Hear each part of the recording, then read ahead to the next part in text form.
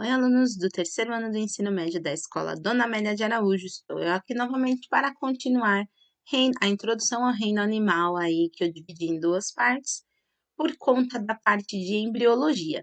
É um dos conteúdos que voltaram a cair em vestibulares, em algum de universidades bem renomadas, então é importante que vocês escutem, entendam, basicamente, pelo menos, quais são as etapas, no mínimo. Então, uma das primeiras etapas da embriologia, de estudo da embriologia, é a formação do zigoto, quando tem a fecundação. Depois a gente tem ali várias e sucessivas divisões celulares, que são as segmentações, a formação da mórula, da blástula, da gástrula e da neurula. Então, vamos seguir fase por fase para vocês compreenderem. Qualquer ruído estranho aí que vocês escutem, porque eu estou dentro de casa agora, e aí pode ser que tenha alguma conversa paralela no ruído. Mas vamos focar por aqui, vamos ver se dá certo. Então, na formação do zigoto, a gente tem aqui ó, um espermatozoide adentrando num óvulo, e aí a gente tem aqui a formação do zigoto, quando os núcleos desses indivíduos, desse espermatozoide e do óvulo, eles se encontram e se fundem. Aí você, depois, após essa fecundação, da formação do zigoto, vai passar por um processo chamado de segmentação ou clivagem. São sucessivas divisões celulares, formando novas células com tamanhos e formatos diferentes aí, até formar o indivíduo, o embrião lá direitinho, da forma como a gente analisa, né, nos exames de gravidez. Aqui são as primeiras horas, primeiras semanas, primeiros dias aí de gravidez e que isso vai acontecer. Então, ó, as clivagens são sucessivas divisões celulares. Então, a mórula e a blástula são as fases de divisões em que a gente vai conseguir extrair células para análise de célula-tronco. Então, nesse caso, eles extraem uma dessas células que se dividiram aqui, e aí eles vão utilizar essa célula para, para se transformar em qualquer outra célula existente, que no caso elas são totipotentes, elas podem se formar e se dividir em qualquer coisa. Então seriam células tronco embrionárias. Por isso que o estudo com célula tronco embrionária ele é muito importante, mas existe uma bioética, né, uma comunidade científica a favor e o contra, e muito forte. O contra, porque eles falam que isso pode interferir na divisão celular aqui, na formação do novo indivíduo da vida, e o a favor, porque dessa forma a gente consegue desenvolver tratamentos e terapias aí para diversos tipos de problemas de saúde, como cânceres e outras coisas. Então, tanto na fase de mórula, a mórula é mais usada, e de blástula, eles conseguem extraindo essas células aí, que são totipotentes, elas conseguem se dividir e se formar em qualquer coisa, elas só precisam receber o comando para isso, e tem muitos estudos que são feitos para direcionar essas células para que elas se tornem algo específico. Assim, eles vão poder recuperar algum órgão, algum tecido que foi danificado por algum motivo. A clivagem, então, como eu falei, ó, são sucessivas divisões, de 2 vira 4, 4 vai virando 8, e assim vai, até formar um amontoado de células que vão formar tecidos, que vão formar os órgãos, que vão formar sistemas e formam todo o indivíduo. Então, aqui, ó, outro exemplo de clivagem, de segmentações, de divisões consecutivas. Essa é a fase de mórula. Aí eles vêm aqui como se fosse com um canudo de vidro gigante, puxam uma bolinha dessa daqui, e aí ocorre a formação o desenvolvimento dessa célula em qualquer outra coisa, eles podem fazer. Algumas vezes não. Os gêmeos, quando a gente tem a formação de gêmeos idênticos, é quando nessa fase aqui de mórula ocorre algum evento que acaba separando o grupo de células. E como essas células podem se dividir em qualquer outra coisa, elas meio que reiniciam até chegar a um estágio de amontoado de células e da sequência. Então, por algum evento, elas se dividem e aí elas vão formando novos indivíduos ali dentro da barriga. Isso pode formar 1, 2, 3, 4, 5 bebês, todos aí sem querer querendo, por algum erro de percurso. A blástula, então, é a continuação aí e a formação de novos tecidos, e quanto mais tecidos ele vai se desenvolvendo, mais células vão se formando e menores elas vão ficando para a formação do novo indivíduo. Então, ó, a blástula, ela apresenta uma cavidade, é cheia de líquido, que é chamada de blastocele, onde vão ser ali desenvolvidos novos tecidos e órgãos, e uma camada celular chamada de blastoderme. A blástula, ela vai formando dobraduras.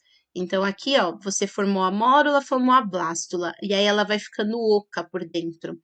Conforme ela vai ficando oca, ela vai dobrando para dentro dessa célula, ó, vai formar essa dobradura para dentro da célula, para dar origem ao arquêntero, que é como se fosse seu intestino primitivo, e o blastóporo, que vai originar ou a boca ou o ânus. Aí depende do tipo de organismo que você é.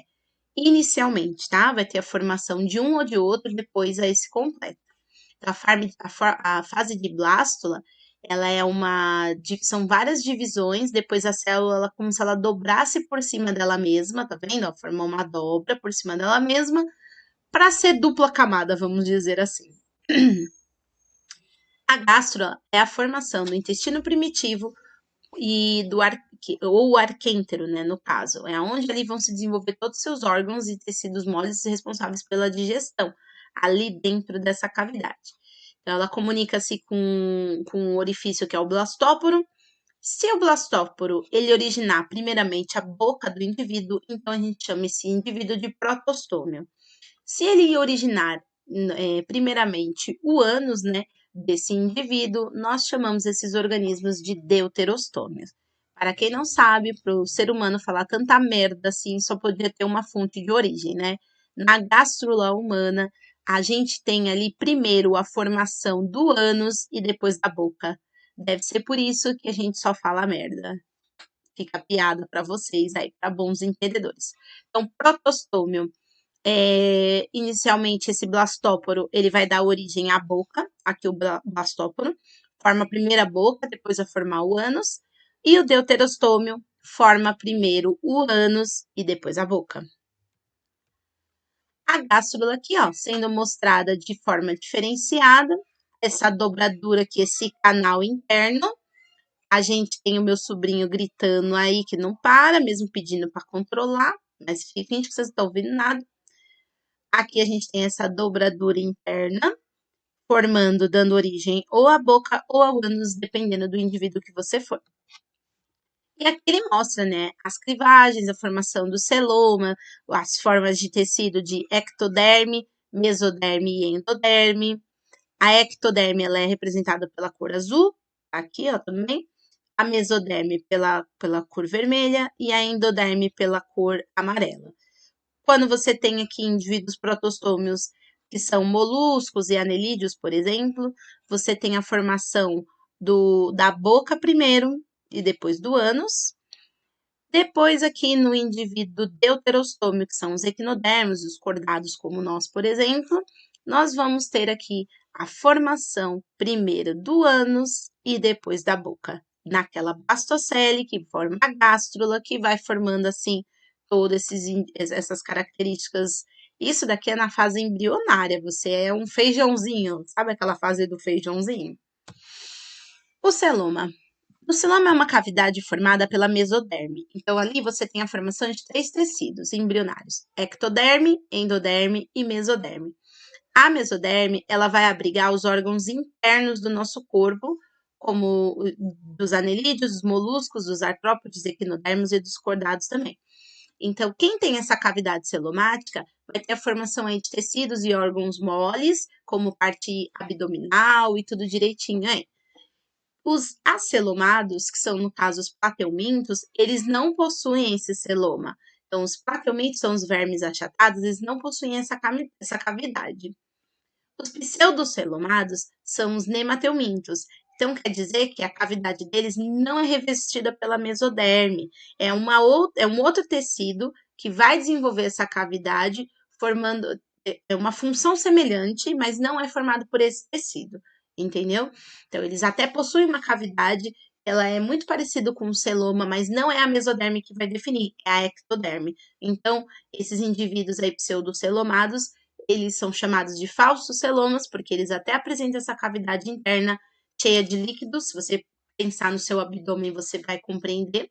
É uma cavidade mais mole, que vai permitir flexibilidade no indivíduo.